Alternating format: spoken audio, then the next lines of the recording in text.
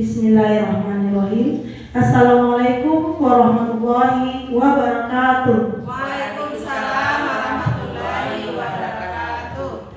Alhamdulillah, segala puji syukur senantiasa kita ucapkan kehadiran Allah SWT karena limpahan rahmat dan karunia-Nya sehingga kita dapat berkumpul di kelas ini dalam rangka pengibasan materi calon guru penggerak angkatan 4 Kabupaten Pesisir Selatan. Selawat dan beriringan salam tidak usah-usahnya kita aturkan kepada junjungan kita, yakni Nabi besar Muhammad SAW, karena kegigihan beliau di dalam menyebarkan agama Islam sehingga berhasil membawa umatnya dari zaman jahiliyah ke zaman yang penuh peradaban yang kita rasakan pada saat sekarang ini. Semoga kita termasuk golongan yang mendapat syafaat beliau di yaumil akhir nantinya. Amin ya rabbal alamin. Yang terhormat kepada Ibu Kepala Sekolah SDN 10 yang telah hadir bersama kita pada kesempatan ini. Seterusnya kepada Ibu Bapak Majelis Guru dan staf beserta karyawan SDN 10 yang berbahagia. Berdirinya saya di sini bukan berarti mengajar Ibu Bapak, tetapi belajar mengimbaskan materi calon guru penggerak angkatan 4 ini. Untuk itu, karena saya belum terbiasa berdiri di sini, jika ada kesalahan atau kekurangan di dalam penyampaian, untuk itu saya mohon maaf terlebih dahulu.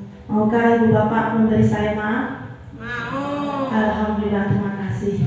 Nah Ibu Bapak, pada kesempatan ini saya akan mencoba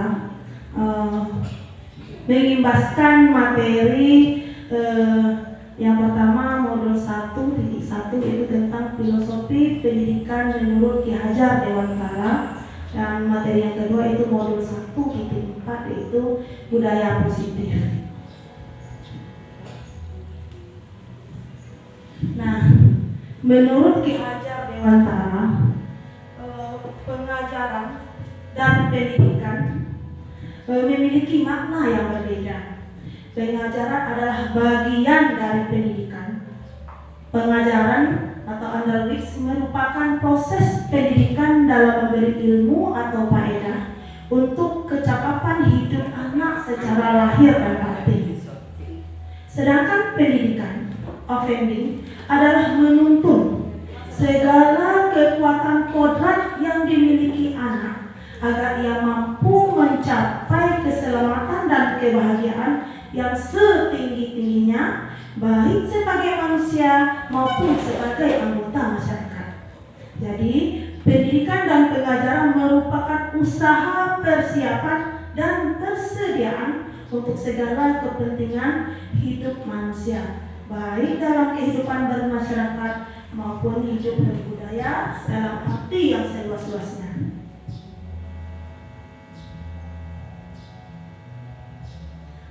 Nah, menurut Ki Hajar Dewantara, pendidikan itu adalah menuntun segala kodrat yang ada pada anak agar mereka dapat mencapai keselamatan dan kebahagiaan yang setinggi-tingginya, baik sebagai manusia maupun sebagai anggota masyarakat.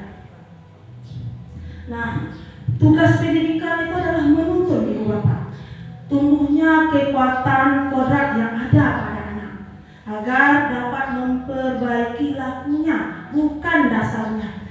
Jadi bukan artinya menuntut, bukan memperbaiki dasarnya, tetapi lakunya, hidupnya, tumbuhnya kodrat anak tersebut. Nah, diibaratkan kita sebagai pendidik ini sebagai seorang petani atau tukang kebun, sedangkan murid diibaratkan sebagai biji.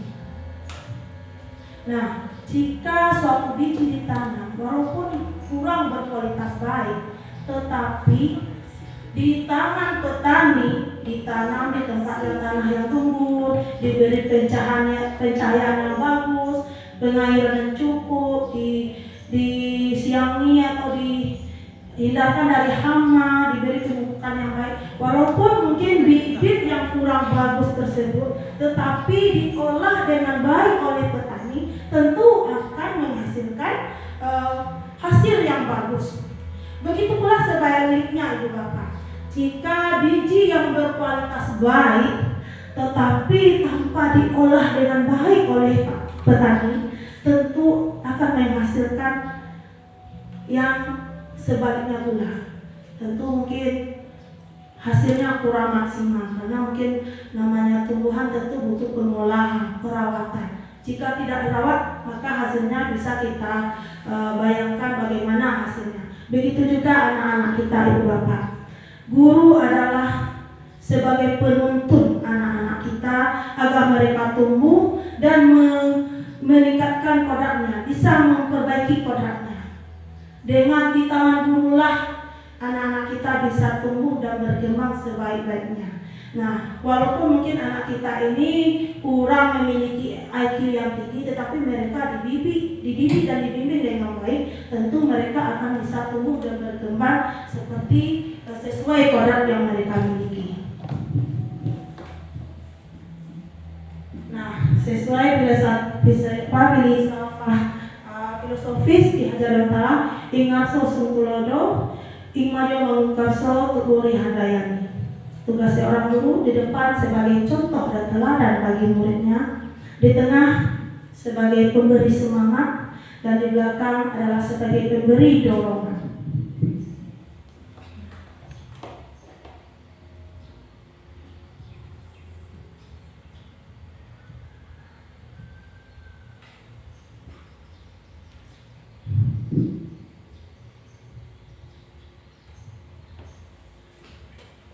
Nah, menurut Ki Hajar Dewantara, di dalam mendidik kita perlu menyesuaikan kodrat alam dan kodrat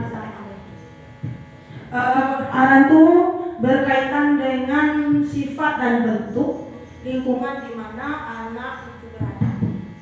Sedangkan kodrat alam adalah berkaitan dengan wiraga atau wirama, di mana pendidikan lebih menekankan kepada kemampuan anak untuk memiliki kecakapan abad 21. Sedangkan kodrat itu disesuaikan dengan lokal dan sosial budaya anak. Contohnya begini, misalnya anak yang tinggal di perkotaan, yang dimana mereka tentu berbeda pendekatan atau pembelajaran yang kita gunakan dengan anak yang berada di desa. Contohnya begitu juga, misalnya anak yang berada di sosialnya atau lingkungan pantai, tentu mungkin pendekatan pembelajaran yang kita gunakan tidak sama dengan ada anak yang berada di lingkungan pegunungan. Begitu juga mungkin kodrat zaman Ibu Bapak.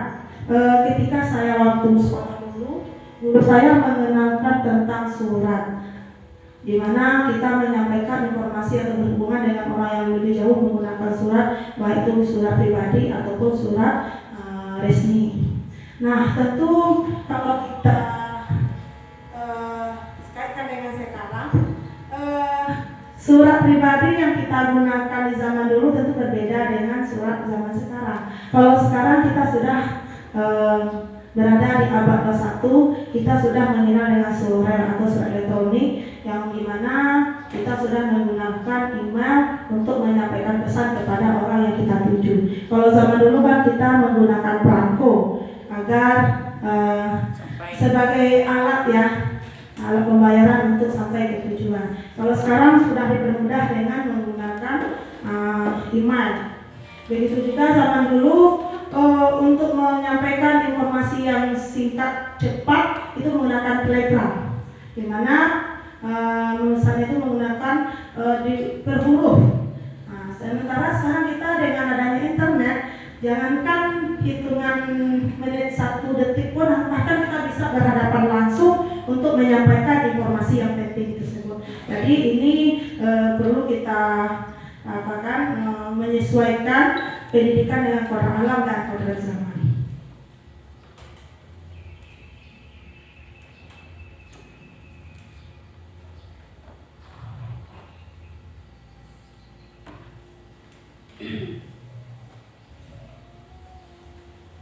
Nah, dasar jiwa dan kekuasaan pendidik. Dasar jiwa itu keadaan jiwa yang dibawa anak semenjak lahir. Ada 3 aliran yang berhubungan dengan dasar jiwa dan kekuasaan pendidikan. Yang pertama itu adalah tabula rasa, di mana anak dilahirkan di dalam keadaan kosong atau seperti kertas kosong. Nah, tugas pendidiklah yang mencoret-coret kertas kosong tersebut sesuai kehendaknya.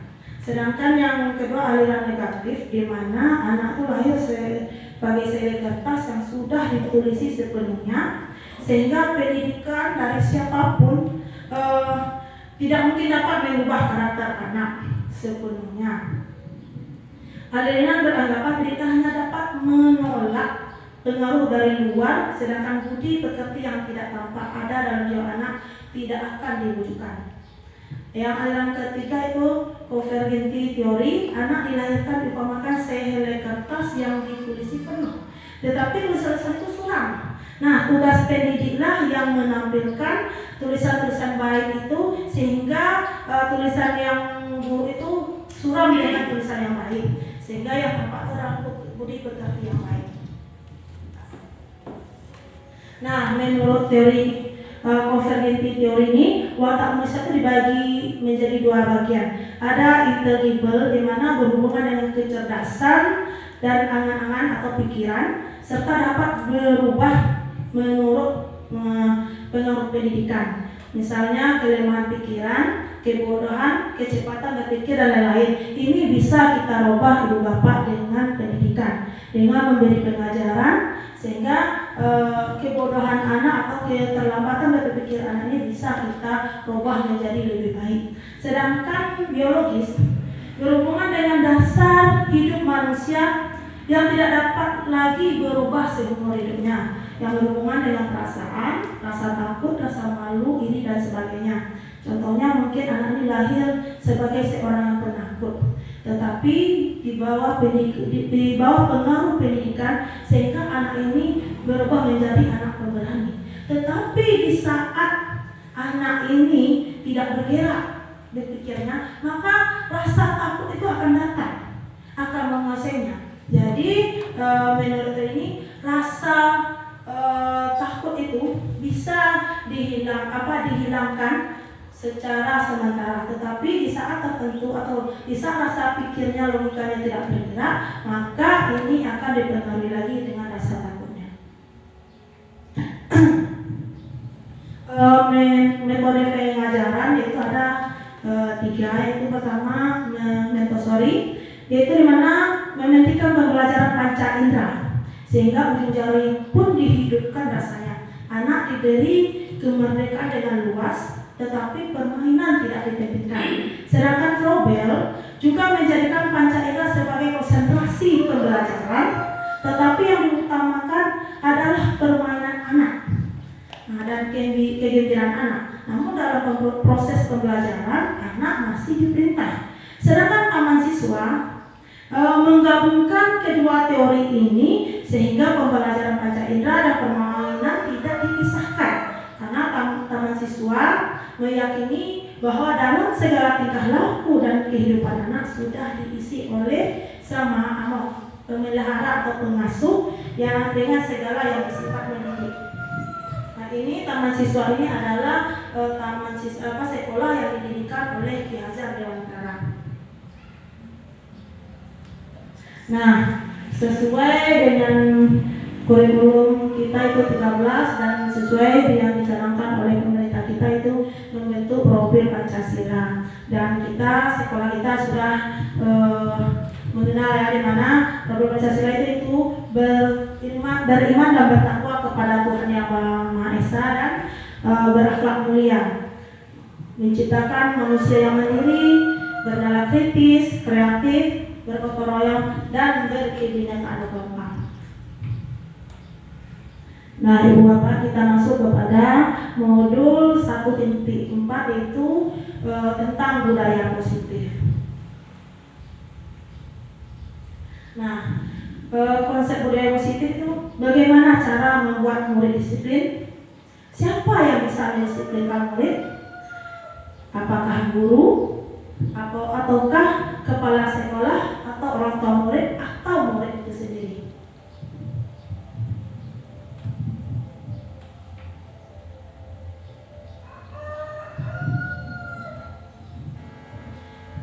Disiplin berasal dari kata Latin, itu artinya disiplina, yang artinya belajar. Namun dalam budaya kita, makna disiplin itu sering berubah menjadi sesuatu yang dilakukan kepada orang lain untuk mendapat kepatuhan. Kecenderungan umum berhubungan dengan kata disiplin itu dengan ketidaknyamanan, bukan dengan apa yang kita hargai atau pencapaian suatu tujuan mulia. Jadi apa itu makna disiplin yang sebenarnya? Nah, disiplin membuat seseorang mengalih potensinya menuju kepada sebuah tujuan, sesuatu yang dihargai dan bermakna. Disiplin diri juga mempelajari bagaimana caranya kita mengontrol diri dan bagaimana diri kita untuk memilih tindakan yang mengacu kepada nilai-nilai yang kita hargai. Dengan kata lain, seseorang yang memiliki disiplin berarti mereka bisa bertanggung jawab terhadap apa yang dilakukan karena mereka mendasari tindakan yang berdasarkan nilai-nilai yang kebajikan yang sifatnya universal. Nah, ada 3 motivasi perilaku manusia untuk mencapai kedisiplinan, yaitu motivasi eksternal, yaitu untuk menghindari ketidaknyamanan atau hukuman dengan pertanyaan, apa yang akan terjadi apabila saya tidak melakukan? Nah, dengan memberikan pertanyaan itu, jadi dia melakukan disiplin itu atas dasar dari luar, dari untuk menghindari, jadi untuk mencari rasa nyaman. Dan ada juga yang kedua itu masih motivasi eksternal, di mana untuk mendapatkan imbalan dari orang lain atau istri. Misalnya mungkin program dari sekolah siapa yang datang cepat atau dengan melakukan hal-hal yang baik sesuai yang peraturan yang dilakukan. Mungkin anak kita diimbali dengan hadiah, misalnya siswa yang teladan. Itu adalah motivasi yang berasal dari eksternal. Nah, sementara motivasi internal itu adalah tujuan disiplin positif untuk menghargai diri sendiri, menjadi insan yang sesuai dengan harapan kita. Mungkin dengan pertanyaan, saya akan menjadi orang seperti apa bila saya melakukannya? Jadi ini adalah dasar. Intinya diri dia memang dasarnya dari dalam ingin menerapkan disiplin, ingin membentuk karakternya. Nah, ada di sini untuk pencapaian budaya positif. Nah, Ibu Bapak, kalau untuk kesepakatan kelas kita mungkin tidak asing lagi karena kita bersama SMP sudah pernah belajar tentang kesepakatan kelas. Nah, untuk mencapai budaya positif itu kita perlu menciptakan lingkungan yang aman, nyaman dan menyenangkan bagi murid. Nah, dengan menggunakan kesepakatan kelas. Nah, mungkin di sini izin saya bertanya, apa yang membedakan antara kesepakatan kelas dengan peraturan kelas? Mungkin ada Ibu Bapak yang ingin mau menjawabnya. Oke, silakan Bea. Assalamualaikum warahmatullahi wabarakatuh. Waalaikumsalam warahmatullahi wabarakatuh. Di sini ya memang kita dengan sudah mengetahui apa itu kesepakatan kelas di SMP. Nah, di sini perbedaan antara Kesepakatan kelas dengan peraturan. kesepakatan kelas dengan peraturan. Nah, di sini perbedaan antara Kesepakatan kelas dengan peraturan. kesepakatan kelas pelajaran SMP kemarin. Jadi saya tidak membuat peraturan lagi. Nah, sebelum itu memang saya membuat peraturan. Kalau kesepakatan itu banyak segi positifnya. Nah, perbedaan di sini, kalau kesepakatan itu adalah dengan manusiawi kita membentuknya, dengan melibatkan murid. Di sini kita membuat kesepakatan bersama murid di kelas. Misalnya contohnya tidak ribut, tetapi saya tidak membuat peraturan. Kalau membuat peraturan, pasti saya lebih keras dari kesepakatan. Jadi aman, nyaman, tentram. Nah, kemudian tentu ada pendapat dari murid. Bu, kalau begini Bu, kita tuh nggak usah keluar Bu, nggak usah sering-sering. Satu, nah, saya terima usul satu anak. Masih ada lagi nah usulnya? Masih Bu.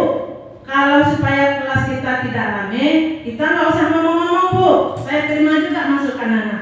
Jadi kalau kesepakatan itu adalah melibatkan murid di dalam membuatkan suatu kesepakatan. Sedangkan aturan itu hanya guru yang membentuknya. Contoh, saya buatkan peraturan di kelas ini, tata tertib di kelas ini. Satu, itu guru yang ngomong, tidak boleh keluar selama jam pelajaran. Dua, tidak boleh bersuara di dalam pembelajaran. Suka tidak suka anak harus dilaksanakan. Ini beda dengan kesepakatan. Kalau kesepakatan, anak sudah menyukainya semua, kita sudah kompak.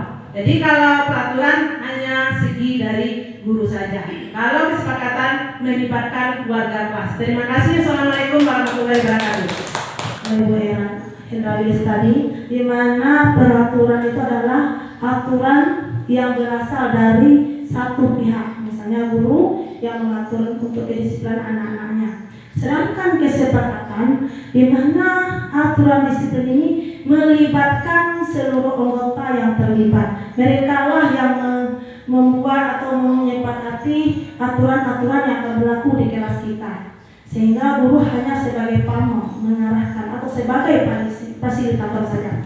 Nah, dengan berjalannya kesepakatan kelas tanpa hukuman, sehingga akan ada keyakinan dalam diri anak untuk berbuat baik. Dan berkembangnya keyakinan positif, sedang memiliki keyakinan mereka ingin menjadi yang baik, mereka adalah guru yang patuh dan taat dan mencintai guru, tentu akan terciptanya lingkungan positif. Jika lingkungan positif sudah tercipta di sekolah kita ini, tentu akan berimbas kepada budaya positif. Nah, inilah yang diharapkan untuk menciptakan generasi emas pelajar berprofil Pancasila, di mana terciptanya anak-anak kita yang memiliki karakter. Seperti yang disampaikan Bu Hendrawilis tadi, jika peraturan kalau dilanggar tentu ada konsekuensinya dan atau ada hukumnya. Kalau peraturan akan berimbas kepada hukuman, sedangkan kesepakatan kelas akan berimbas atau kepada konsekuensi. Tentu apa bedanya antara hukuman dengan konsekuensi? Nah, hukuman sesuatu yang menyakitkan harus terjadi. Dan kita garis bawahi Ibu Bapak, menyakitkan. Misalnya mungkin anak kita terlambat datang ke sekolah, kita kasih dia berdiri atau berjemur karena dia terlambat. Itu adalah hukuman. Karena kesalahan anak kita ini tidak ada hubungannya dengan kesalahannya.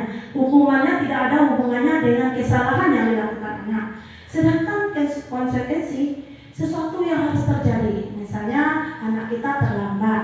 Nah, anak, jika kamu terlambat, tentu kamu akan tertinggal dari teman. Apa yang harus kita lakukan untuk mengejar keterlambatan kamu ini? Mungkin saya akan belajar di jaminan itu adalah suatu bentuk konsekuensi. Dia harus terjadi agar anak kita memahami kesalahannya. Tentu kita dengan menuntunnya, Ibu Bapak. Nah, hukuman membuat anak itu sakit, baik fisik maupun hatinya dalam jangka atau waktu yang lama. Saya teringat sekali ketika saya waktu sekolah, saya termasuk anak yang malas bikin PR. Nah, saya itu disuruh berdiri dengan satu kaki dengan tangan yang dibentangkan. Sampai sekarang saya masih teringat hukuman itu. Bahkan masih ingat saya kata-kata guru saya yang memotivasi saya untuk belajar itu, seandainya kaki ini bisa terbang, mungkin sudah keliling dunia. Karena setiap hari berdiri seperti ini di depan kelas. Itu memiliki memori jangka panjang. Padahal saya itu adalah waktu itu kelas 1. Sampai sekarang saya ketika ingin saya teringat, saya berhenti. Ketika saya mungkin marah di saat anak saya melakukan kesalahan, ketika saya melakukan tindakan, saya teringat hal yang demikian. Akhirnya saya introspeksi diri. Sedangkan konsekuensi membuat anak merasa tidak nyaman dalam jangka waktu yang pendek. Mungkin ketika dia disuruh mengerjakan tugas di waktu jam istirahat, dia kesal mungkin sampai di sana. Habis tugas dia senang, lepas. Nah, anak mungkin dengan hukuman, anak akan menjadi disiplin. Malas saya, karena kalau saya saya disuruh berjemur atau memilih sampah, padahal tidak anak itu akan membenci kedisiplinan karena mereka itu harus melakukan hal-hal yang tidak mereka inginkan. Sedangkan dengan konsekuensi, anak menghargai disiplin. Mungkin dia terlambat, mungkin dikasih waktu tambahan sehingga dia bisa memahami arti sebuah disiplin. Dan anak belajar dengan hukuman, anak akan belajar menyembunyikan kesalahan karena takut hukum, tentu mereka tidak mau jujur. Sedangkan dengan konsekuensi, anak belajar untuk mematuhi aturan. Nah, dengan hukuman, anak akan marah, rasa bersalah, dan dipermalukan, dan merasa tidak dihargai. Sedangkan dengan konsekuensi, anak akan kehilangan hak, dibuat tidak nyaman, diasingkan untuk sementara waktu. Nah, itulah yang membedakan antara hukuman dengan konsekuensi. Jadi intinya Ibu Bapak, kalau hukuman kita memberikan ganjaran atau terhadap kesalahan anak itu tidak ada hubungannya dengan kesalahan yang dilakukan. Sedangkan konsekuensi, kita memberikan konsekuensi berhubungan dengan kesalahan yang mereka lakukan sehingga mereka bisa mengintrospeksi diri atau mungkin lebih bisa untuk mendisiplinkan diri tanpa ada keterpaksaan. Mungkin ini ada contohnya, mungkin saya ambil satu, menggantikan kertas tugas teman yang telah dicoret-coret. Ini hukuman atau konsekuensi? Bagaimana menurut Ibu Bapak? Menggantikan kertas tugas teman yang telah dicoret-coret. Hukuman apa konsekuensi? Mengganti kertas teman yang telah dicoret. Ada nggak hubungannya dengan kesalahannya?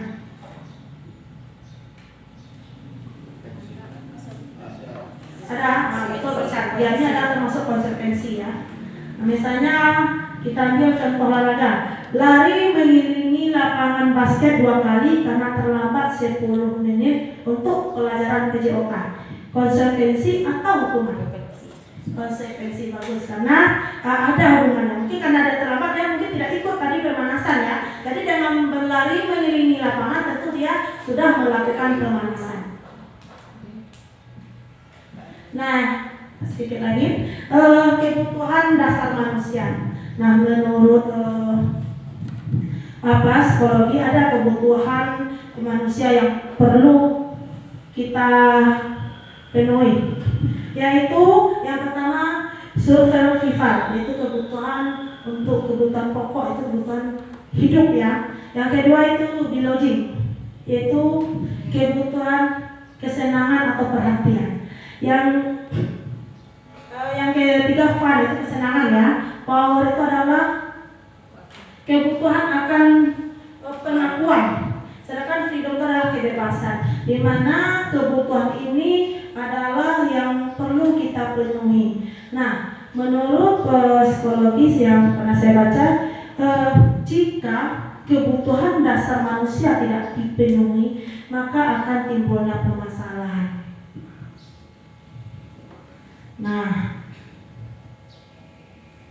Nah, tentu kalau sudah berhubungan dengan masalah, tentu guru memiliki peranan di dalam menyelesaikan masalah tersebut. Nah, di sini ada 5 posisi kontrol yang sering kita lakoni di dalam menyelesaikan masalah anak-anak kita.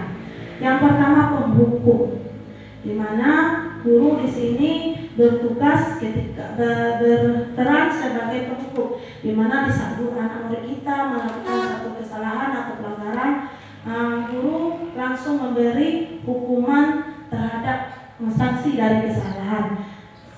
Sedangkan membuat orang merasa bersalah itu kedua, misalnya ketika anak kita tidak fokus di saat belajar, Duna, apakah kamu gak kasihan sama ibu? Dari tadi ibu mengajarin gak paham juga. Nah, tentu ini akan membuat Anda rasa bersalah. Ya, kasihan juga ya, ibu kita dari tadi sudah mengajar kita tidak fokus pada peraturan. Nah, yang ini adalah suatu tindakan. Mungkin kita mungkin meminta mengundang atau memancing rasa empati anak kita terhadap kita. Namun secara tidak langsung ibu bapak, kalau kita lihat dari secara ilmu, penghukum dengan membuat rasa bersalah itu hampir sama dampaknya. Kalau penghukum mungkin anak akan membenci terhadap gurunya, akan membenci dengan aturan-aturan yang ada. Sedangkan membuat rasa bersalah akan menimbulkan rasa rendah diri anak kita terhadap dirinya. Waduh, saya berarti bodoh sekali ya, dari tadi guru menjelaskan nggak paham. Itu akan berefek dalam jangka panjang, anak akan menimbulkan rasa rendah diri. Nah, ada pula posisi kontrol itu teman. Nah, mungkin di sini guru akan bersifat sebagai teman, sebagai tempat berbagi. Nah, di sini murid akan bahasa murid dengan guru itu bahasanya sejajar ya, namanya teman ya, sejajar. Nah, mungkin di sini murid mungkin akan merasa terbantu, misalnya begini, kenapa ya nek belum bisa, saya nggak pandai, wah nanti gue bantu, nanti begini. Nah, mungkin tujuan guru itu adalah untuk memotivasi, tetapi mungkin dampak yang akan ditimbulkan oleh anak mungkin adanya ketergantungan anak kita terhadap bantuan yang diberikan. Mungkin bisa juga mungkin si anak ini akan mencintai atau menyayangi satu guru. Mungkin dia tidak akan dengan guru-guru yang lain. Itu mungkin dampak yang akan diberikan sebagai teman ya. Jadi mungkin di sini perlu kita memberikan suatu keseimbangan di dalam memberi ke posisi kontrol sebagai teman ini. Yaitu yang keempat itu pemantau. Di sini guru lebih banyak membuat data-data. Mungkin si A ini sifatnya begini, pemarah begini. Di sini guru lebih banyak memberikan suatu laporan atau data-data tentang diri anak. Nah, di sini peranan guru mungkin misalnya lebih banyak kepada kesepakatan kelas. Kita mengembalikan anak jika melakukan kesalahan, tentu kita akan mengembalikan anak kepada kesepakatan kelas terhadap konsekuensi yang telah pelanggaran yang telah dilakukannya. Sedangkan manajer ini adalah posisi yang teratas, di mana guru berfungsi sebagai manajer, memanage, di mana kesalahan anak ini tidak dicari, tetapi kita mencari solusi kesalahan anak ini untuk mengembalikan mereka kepada lebih baik daripada semula kepada teman-temannya. Jadi di sini kita memanage anak untuk menyelesaikan masalah mereka. Jadi di sini kalau jika manajer sudah terlaksana dengan baik, itu adanya penanaman disiplin positif melalui restitusi. Restitusi itu adalah proses penciptaan kondisi bagi murid untuk memperbaiki kesalahan mereka sehingga mereka kembali pada kelompok mereka dengan karakter yang lebih kuat. Nah, di sini restitusi ini adalah manajer tadi, di mana guru hanya sebagai manajer, membantu mereka menyelesaikan masalah, dan mereka lah menemukan masalahnya, dan mereka lah menyelesaikan masalahnya, sehingga mereka kembali kepada kelompoknya dengan karakter yang lebih kuat. Nah, di sini ada segitiga restitusi, yaitu dengan validasi tindakan yang salah. Itu kamu itu punya alasan mengapa kamu melakukan itu. Nah, atau adakah cara yang lebih efektif untuk mendapatkan apa yang kamu inginkan. Itu kita validasi dulu kesalahan atau tindakan yang dilakukan oleh anak. Nah, setelah kita melakukan validasi, tentu kita menstabilkan identitas agar mereka tidak terpuruk dengan kesalahan itu. Nah, setiap orang pasti pernah melakukan kesalahan, karena ini bukan satu-satunya yang pernah dilakukan. Jadi ini kita stabilkan sehingga anak itu terangkat rasa rendah dirinya atau rasa bersalahnya. Nah, jika sudah kita stabilkan identitasnya, perlu kita menanyakan keyakinan. Kita kembalikan kepada keyakinan anak kita. Nilai-nilai apa yang telah kita sepakati? Kamu ini menjadi orang seperti apa? Jadi ini tujuannya untuk menimbulkan kembali keyakinan-keyakinan yang mungkin terlanggar atau terlupakan oleh kita.